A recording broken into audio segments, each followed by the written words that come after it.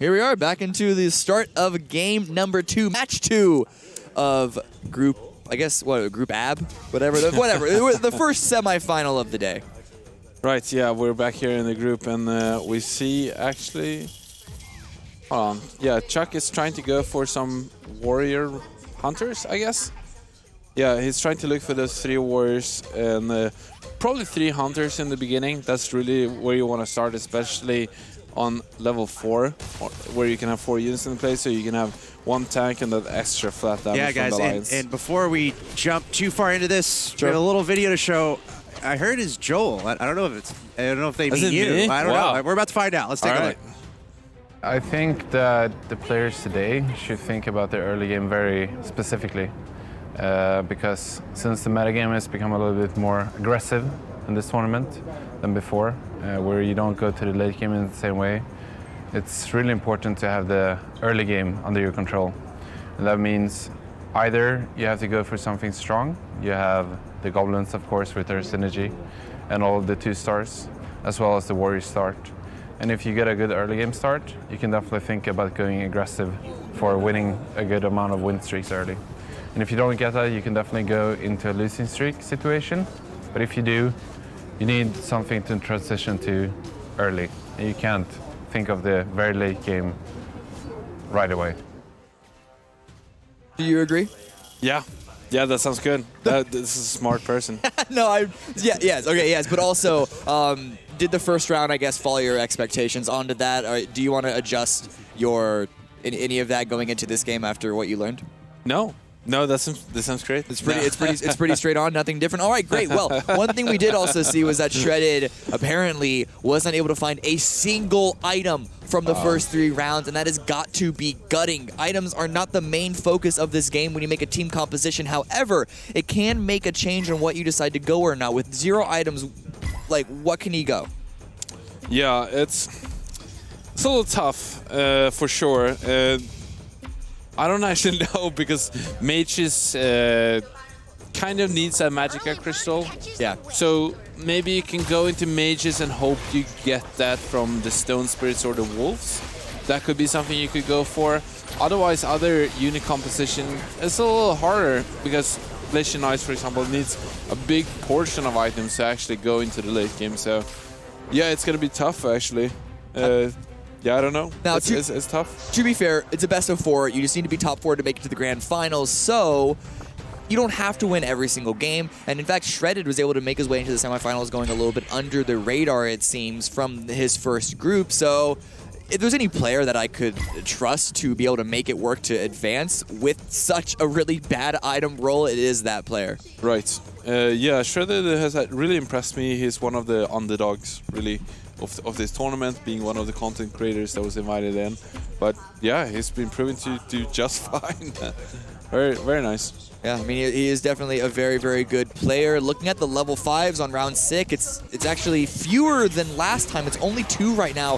Bomberon and Hostana, I believe we saw 3 go to level 5 on round 5 last game. And even though we're looking at this lobby as a much faster lobby, it's already slowed down from the very first round.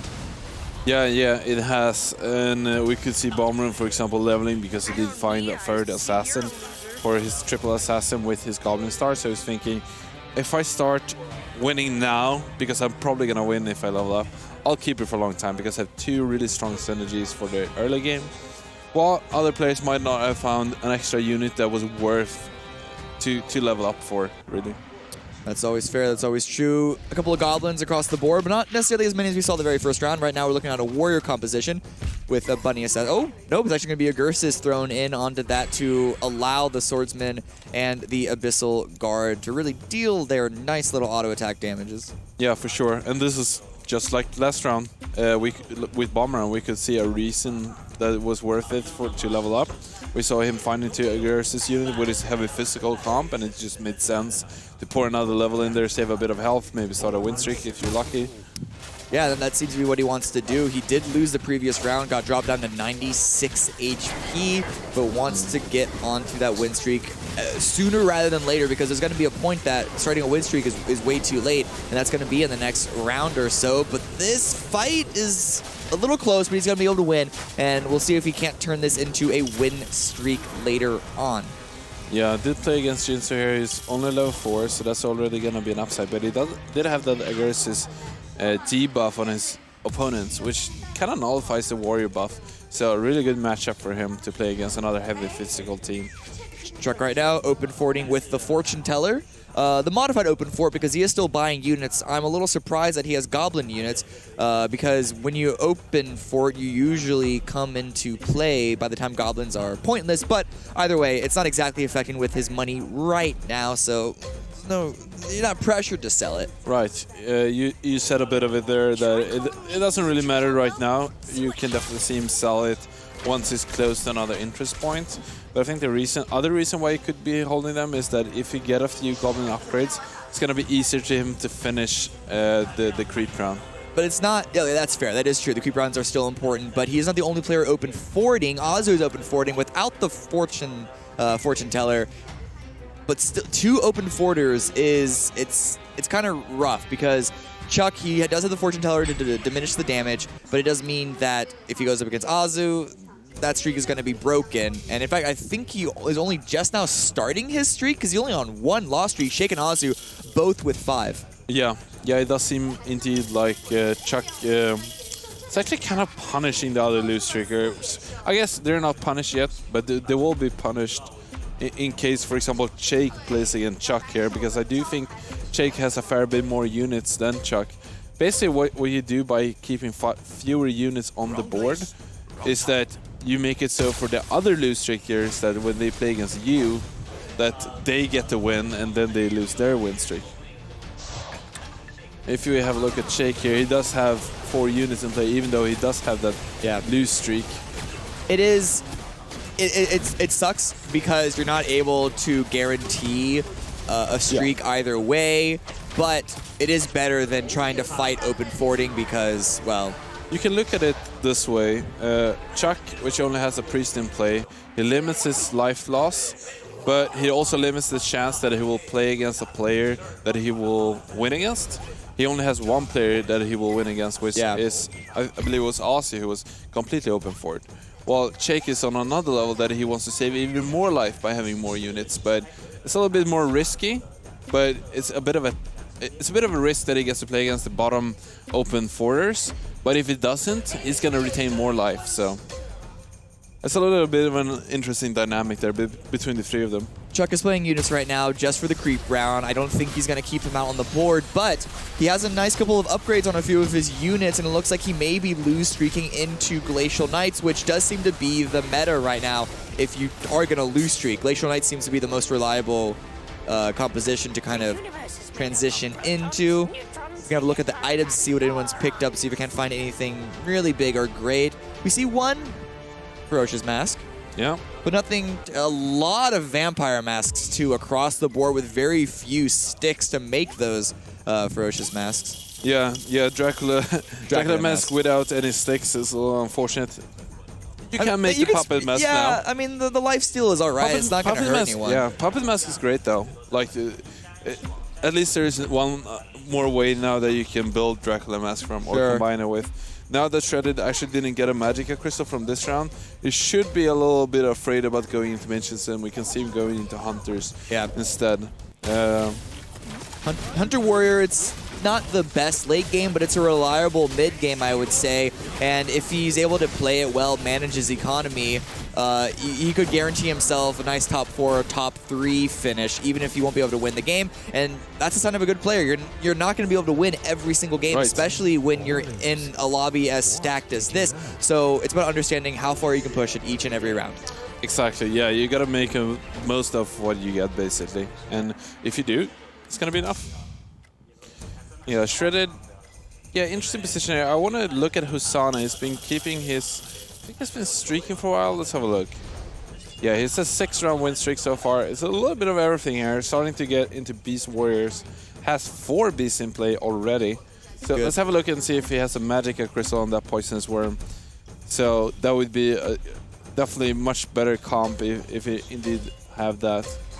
I mean, it's still strong. It's still 4 beasts right now, and even though it's just a random taboo Witcher, it's still a good unit in this game. This is very much all about finding those streaks. The difficult part of this composition will be transitioning it into the late game, but for right now, 6-win streak, beating a lot of people, and the summons dealing even heavier damage to them when he does beat them. This could put Hosanna in a good position.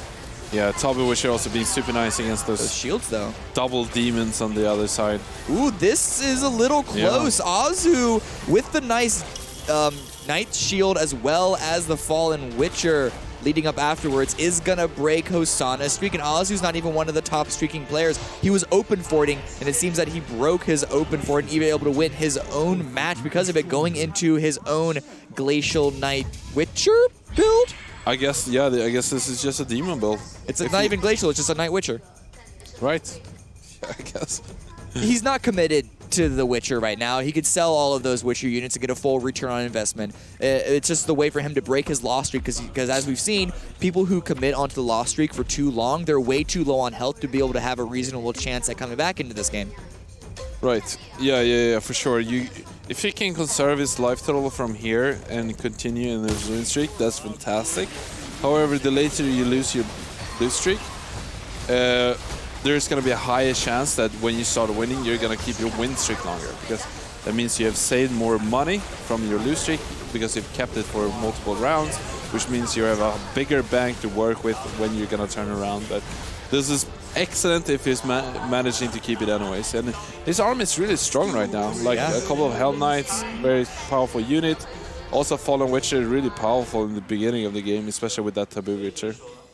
A couple of people leveling up on to level 7 round 14, which is average enough timing. It's about half and half across the board right now, I'd say. Chuck's still at level 5, but other than that, it's mostly 6s and 7. Chuck, though, with level 5, the only player who's still on the lose streak, or really still on a streak of any kind, shredded at max win streak of 3, which really isn't that much. Yeah, and it makes sense because Chuck went on to the lose streak among the other 2 players a little later. So it makes sense that Chuck will keep it a little longer while the other players start to try to win a little bit earlier. That's coming in, Chuck. See if he can't lose this round. He's dealing a fair bit of damage to a couple of these units. He might actually win this with the 2-star Hell Knight, but no, he does get eliminated. It is going to be another loss, but that's fine. He took out a couple of units of Yaken, which means that he's diminishing the damage that he is taking, still sticking at 50 HP, but still lose streaking. So it's basically the perfect scenario to be in. Yeah, for sure. If you can micromanage your exact power level until you start winning, that's perfect. If you can stay at 50 health, that's excellent. And I think he has a good ground to stand on. Super close to Hell Knight 3-star. It's actually bizarre at this point of the game. The problem is that's really his only knight. He has a single 1-star Lightblade Knight and no other knights to speak of, and other than the Frost Knight, but that hardly counts. Yes. There's also the Frost Knight. That is more on the you know that's more on the Glacial side than on the Knight side. Okay, he's finally able to find an Agursis Knight. That's something else to add in. Yeah, our Golden Knight, right? So our Golden Knight is not the perfect Knight, right? Because you want Evil Knight to pair with that Soul Reaper for later. But if you only need him at level 1 for in the meantime, that's totally fine. It at least will unlock the Knight 4 synergy. Exactly, but still, his money is fine. He should be able to find the Lightblade Knights that he needs in order to have a strong late game. But it's still not the best position that we've seen anyone at round 15. I think the record we have for a 3-star Knight is like round 13. I think it was something crazy like that. We have had a lot of games though at this point for sure. Yeah, pretty big sample size. All right, let's have a look and see what Shred is working with here. So we're going to multitude of hunters here, and they all retrieve that flat damage increase. So adding actually a 4th hunters is kind of nice because you get so much of an increase in power level just to have that easy synergy. Let's actually remove it for another frontline unit. A little interesting to see him do that. I don't like it particularly myself, but all right. I mean, it doesn't unlock any synergy by adding the werewolf in, but it must be for the tanking ability, but it gets removed before it even summons the extra knights. The damage, though, from the backline does seem to be enough if the Hell Knights from Azu... Okay, so they're not able to break through the front line. Shredded able to win another round. Yeah. I mean, it looks a little bit like a weak backline, but You'd be surprised about how much damage this one-cost unit, one-star unit actually does with that increase of damage. Let's have a look at Hosanna again. Still staying at 93%, looking really strong. We can be a lot of worms. And we see why. His 2 Poison Worm doing work here with his Beast Warrior comp. And I really like him staying in this Beast comp. We talked about that. We expect to see more Beast Warriors. And have an insanely early Devastator. That's actually insane. He's not even going Goblin and he's able to Who find cares? it. This unit is crazy damage in the early game. And both, as we were talking about before, we tried to see the Poisonous Worms. And both of them has some Magicka Crystals. And this is perfect for him because maybe you don't want to keep the Poison Worms for forever, right? They don't scale the best, but if you have 2 different ones with each a Magicka Crystal, that's so powerful actually. You even get more advantage from that Magicka Crystal as otherwise you gain even more mana than the cooldown is. The worms are going to have to carry this, though. The okay, so the Devastator is able to go off. It was a bit late. It looked a little troublesome for Hosanna for a second there, but he's able to win his round and keep a streak. Yeah. Boom. Yeah. That's when you think it's over. Devastator comes in. That's just... Anyone comes up against a Devastator on round 17, that is not very exciting. Well, because he went to level 8 earlier than usual anyway on round 17 and able to find the Devastator with that 1% tier 5 roll chance that early as well. It's crazy, actually. Yeah, that's a very early Devastator. And Devastator is really one of those perfect units as in a legendary unit to get in the early game because it deals a huge amount of AoE damage. And well, we're gonna see another round here of Hassan and see how powerful his... That's an early 3-star, even if it is a red XG. This is a nice little, another warrior hunter build. The red X is gonna be a nice tank for the backline. Right, no, for sure. Shake here is trying to turn around his lose streak. Let's have a look at the streaks. Yeah, Shake didn't win last round, so he's gonna have another win after this round, going up to 2 wins. Yeah, that's right. Jinso actually lose streaking here, and I believe he wasn't lose streaking before. Let's have a look at his comp. Did lose against Chuck, which has found his 3-star Hell Knight. 3-star Hell Knight. There we go. There we go. But again, no Chuck though. Again, that's it. That's the only upgraded knight. All his other knights are 1-star. But looking at Jinsu right now, it's not an awful composition, but you can tell that he is still struggling to really get that full late game transition. He's going dragons, but not a single dragon knight to speak of. And sure, like Venom's fine, but he's really more of an auxiliary unit, and the other 2 dragons are even more so of that. Like the DPS just isn't here for his current composition. Yeah, as you were saying, like he doesn't really have that solid carry physical damage of Dragon Knight. And not only does Dragon Knight do all the damage that you need in a consistent basis, but it's also the 4th human for this comp, so it's actually going to be a lot better in terms of silencing your opponent and their front line especially. A good win. It was actually going to be the Shining Dragon that dealt a lot of that damage with the AoE sort of like Kamehameha Blast. Chuck also wins his own round, sticking at 42 HP, but he's now climbed up to 5th place on the lobby leaderboard. Still though, it's literally all on the 3-star Hell Knight. If he doesn't find the upgrades for his other knights soon, he's gonna fall off. The 3-star Hell Knight can carry him until the late game, but it's only gonna be able to carry him so long. Yeah, no, for sure. Yeah, he's really pressured here to find his other upgrades. He's happy that he at least has this to carry him, but yeah, been quite unlucky with his rolls here so far. You really do want to spread them out a little bit more, at least. But if there's a unit that you're gonna get to 3-star early, it would be Hell Knight. That's true. Yeah, both dealing tons of damage and the attack ability that you need. Round 20 right now, creep round, get a couple of items, and hey, look, Shredder found some items. Actually found a fair bit of items, so his favor is certainly, I guess, changed back and forth. He's definitely on the higher end of items, actually. He hasn't combined any of them yet, but now he actually has some choices, and a couple of them are actually good choices for mages, but it may be a little too late to transition into that. For sure. Yeah, no, I think he must have had the most amazing wolf round ever, basically, to catch up. And, I mean, if you are a little bit unlucky in the early game, if you get it back in the mid game, fine. Chuck is actually really close. He's got the Argali Knight upgrade if he wants... No, he doesn't, actually. Where'd his other one go? Okay, he's It's in the upgrading stuff middle. and he's rolling stuff down. No, because I think he swapped it out for an Evil Knight and now going back to the Argali Knight. That's, I think, what's happening. Nonetheless, he will find a little bit of upgrades and lean towards more upgrades in the future. So he's finding stuff. There may still be a window of him making this composition from just all right to really good. He's able to take care of Jinsu quite easily. Yeah, this Hell Knight is just wreaking havoc. It's not enough burst damage from these different other builds to actually deal with the Hell Knight. And we actually see an assassin. But let's have a look at Boomeran. He's in third spot here with assassins. That's kind of exciting. Second now because Osana seemed to have lost. Wow, look at this. He has 2 Abyssal Crawlers at 2-star. It's definitely one of the most important units to get into 3-star. Same with Shadow Crawler, which he does have 2 2-stars as well. 3-star. 3-star. Wow. On round 22, this could be huge. Assassins are not the most common build that we've seen, but they're uncontested right now. And finding those 3-stars is super important, which does lean into the RNG of your rolls, but seems to have worked out pretty successfully for Balmaron right now. Let's see how strong it is. Going up against Chuck, who actually has 2 3-stars now, able to upgrade that Glacial Knight. Yeah. Actually, Chuck's Priest did marvelous job here.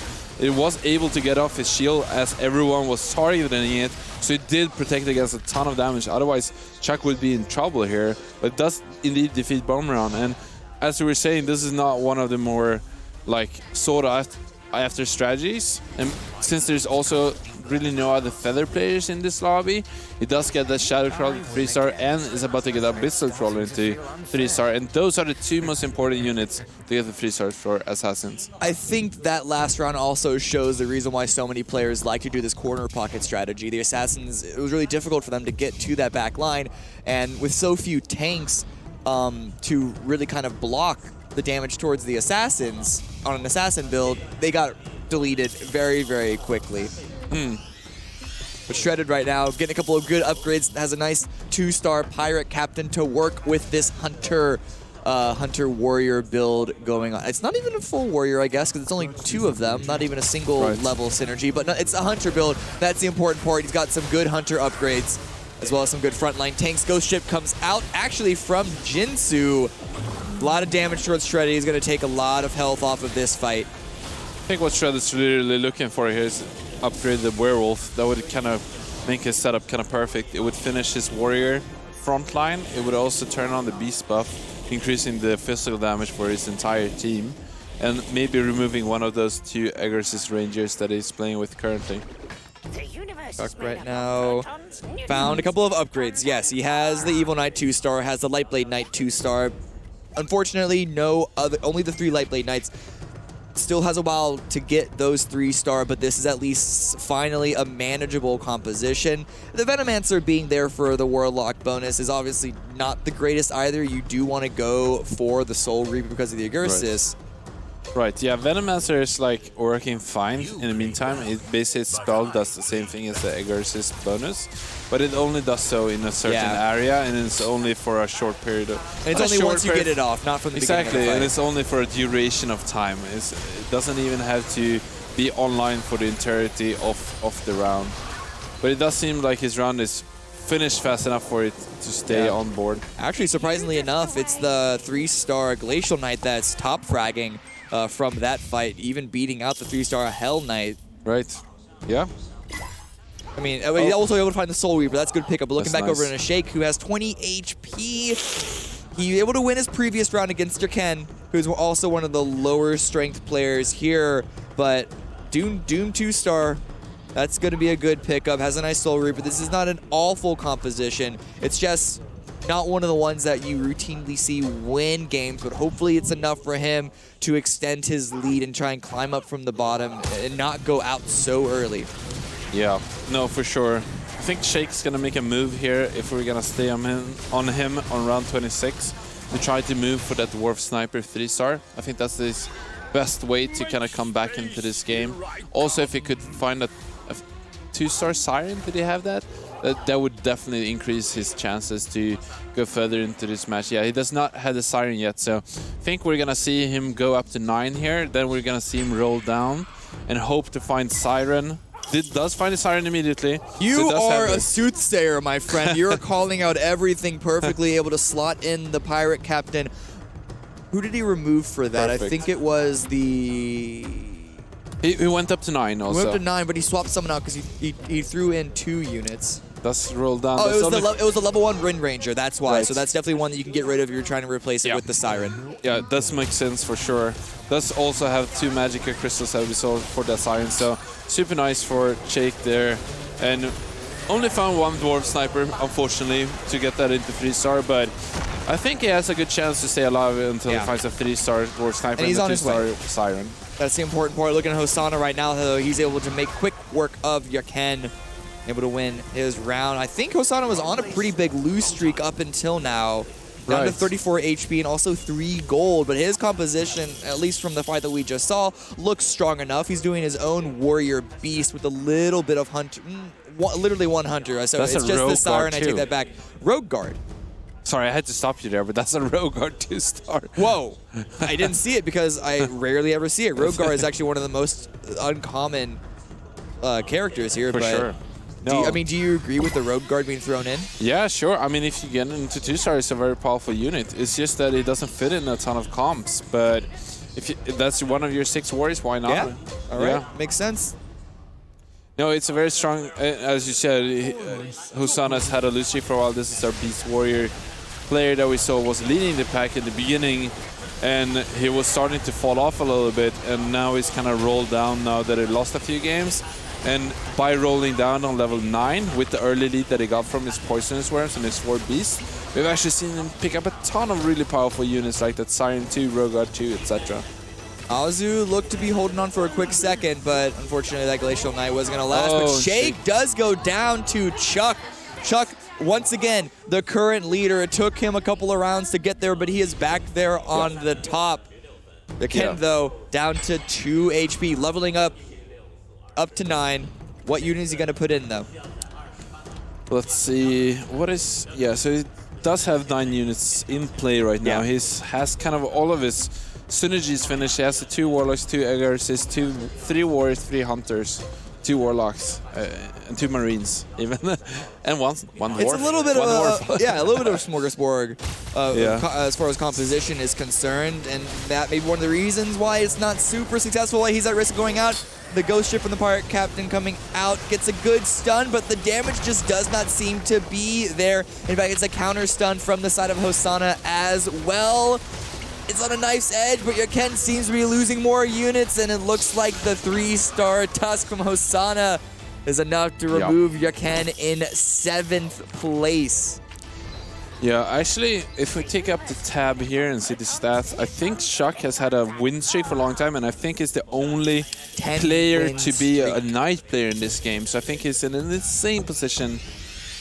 Let's see. Yeah, there's actually Asus playing Knights also, so not the only one, but only having 2. We saw some lobbies having 4, yeah, right? Yeah, so 2 I think is a perfectly manageable number of Knights. Sure. There's enough units to go around that both of them could even get the 3 stars of the Hell Knight and the Lightblade Knight. It's only when you go more than 2 that it can get a little tricky.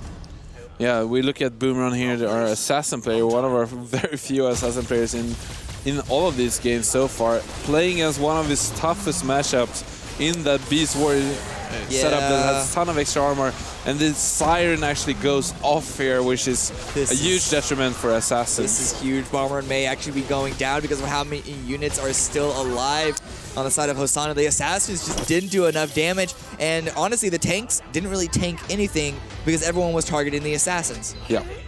No, you're completely right. Also, positioning there against Assassins were pretty flawless as they kept their Siren alive for the entirety of the game, and as soon as you stun everyone, you're just out. 3-star Sniper on the side of Shredded. You talk about how good 3-star Sniper is on, well, any board, much less on a Hunter board. He's going 3 Hunter. Still, what is this? It's literally just Hunter Gerses. Those are the only, and I guess the Dwarf, the only synergies that are activated. But still surprised Shredded hasn't found a werewolf yet, as we were talking about. Not even one, before.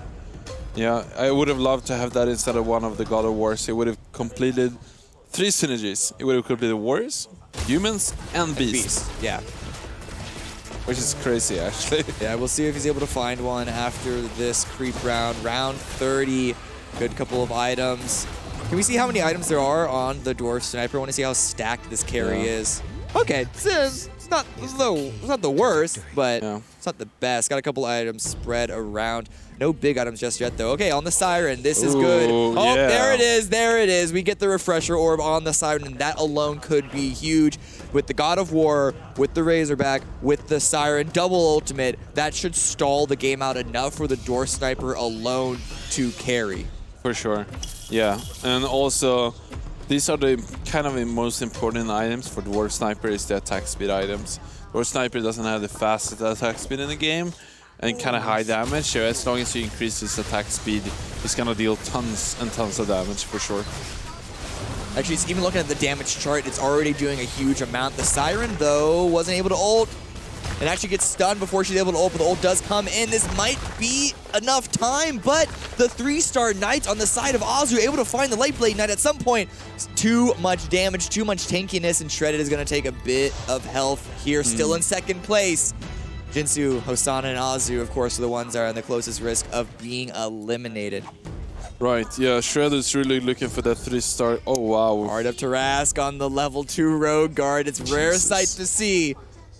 It's very nice, yeah, for sure. No, I was about to say Shredded's main objective here is, of course, getting that Werewolf, but also leveling the God of War up to 3-star. That's one of the best way to hold the Knight players at bay, because you're gonna get stuck at that God of War, and then your backline can kind of deal the damage necessary.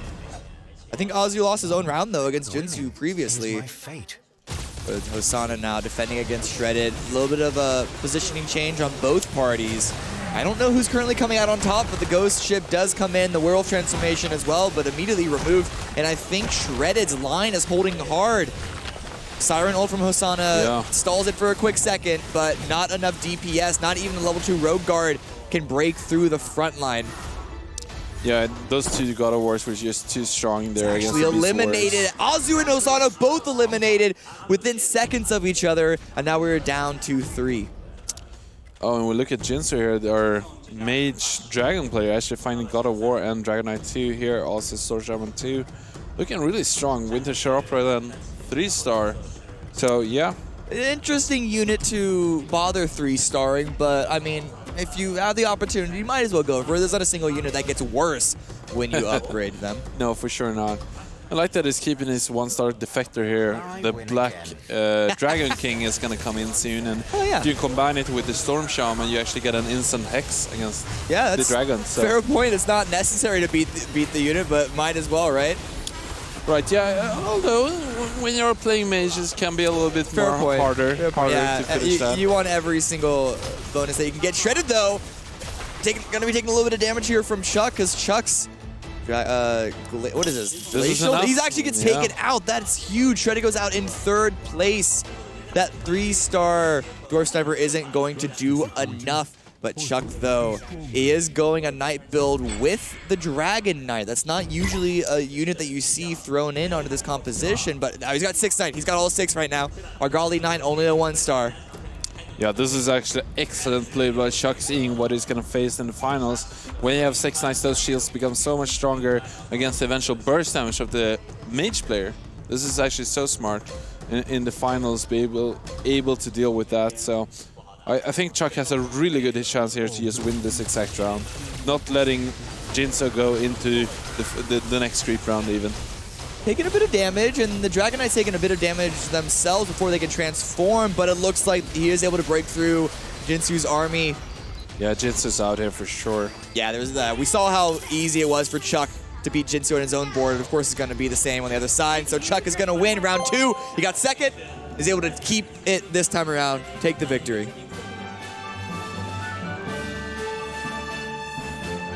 Definitely a good play by him. Able to stay the win. Chuck, North America. Yeah, I mean, look at that. Chuck, he got, as you said, 2nd in the first game. Now getting 1st. That's 7 plus 9, which is 16. I know, I'm doing a lot of big math up here, but Chuck's got to be thrilled about that. Also, I wanted to note, because we had Shredded, he's got the Pakistan flag, but he's also a dual citizen of the United States. So, you know, folks keep that in mind. So there's no representation from the United States in our 2nd group. So Shredded and Chuck fighting hard for USA, and Why is Chuck so successful right now, guys? What's going on? He's just Healthy. good. He's just good. He didn't even play the same composition both rounds, though, and that just shows his flexibility, being able to... So the second game, he streaked a little bit into a Glacial Knight build. First game, I believe he started win streaking, but a little bit late with Beast Warriors. Yeah. Actually. And So- then he didn't go all the way to the end, then he came second, I think. Yeah, but he held first for a large majority of that, just losing out to the mage build. Point is, though, that's within 2 games, 2 completely different styles, completely different synergies, completely different, I guess, momentums in that game. That's just being that flexible is a true sign of strength, and there's a reason that he was a favorite coming into this entire event. Yeah. He's got to be extremely happy with where he's at right now, getting first and second through the first 2 games there. And another notable, something I wanted to note was Jinsu, who, he's deservedly being hyped up. He got 7th in the last game, but he ended up getting second, I believe. He got second here. So turnarounds like that are very important, especially when so much is on the line. We had Hosanna also with somewhat of a turnaround, going from last to getting 4th with 5 points. But let's go ahead and break that all down as we take a look at the match details. And something that I found obviously pretty interesting was also the use of the assassin. I can't remember quite who was using it, Boomerang. but it's Boomerang. We haven't really seen that, and obviously he was finishing in 6th, but electing to go for that strategy is something we haven't seen. Is that something we're going to be expecting more of strategies that are maybe a little bit less of what we've seen that might find success? I like. Or do you just not like it? I mean, it's fine. I love assassins, but they're just not very strong in the current meta. I like the idea of going for something uncontested, but with the amount of synergies that are being played and are winning these games, I think that's more than enough uncontested strong synergies that I think trying to go assassins is maybe digging a little too deep. Yeah. And it's just, unfortunately, there's a reason it's not working. We've seen it multiple times. It hasn't worked out any time. And we're seeing the overall standings here. Chuck well at the top, 16 points through 2 matches out of 4. You see Bomber on there with 11 points, representing Japan. Azu representing China. And we have 3 players locked in at 8. And that's pretty important, actually. 3rd, 4th, and 5th, all locked in at 8. Shake not too far away as well with 6. So again, the places that we're worried about here is top 4. These players are all looking for top 4, and it looks really close, especially this lobby we just had. Yeah. It was pretty close all the way through. There is still room for most of these players to climb back into the top 4, no matter where they are on the leaderboard, and that's only going to make for an exciting continuation of this series. Yeah, for sure. Even all the way down to 8th place, having 4 points in comparison to 8. Yeah. 4 to 8 is just very close, right? So, well, guys, anything can happen. Yeah, and we're halfway through our semifinal match here. Again, it's a best of 4. We're 2 matches down. So we're going to take a 5-minute break here. When we come back, we're going to be concluding this first semifinal to find out who are going to be our first 4 players to advance to our grand finals tomorrow. You're watching the 2019 Auto Chess Invitational, $1 million prize pool live here from Shanghai. We'll be right back.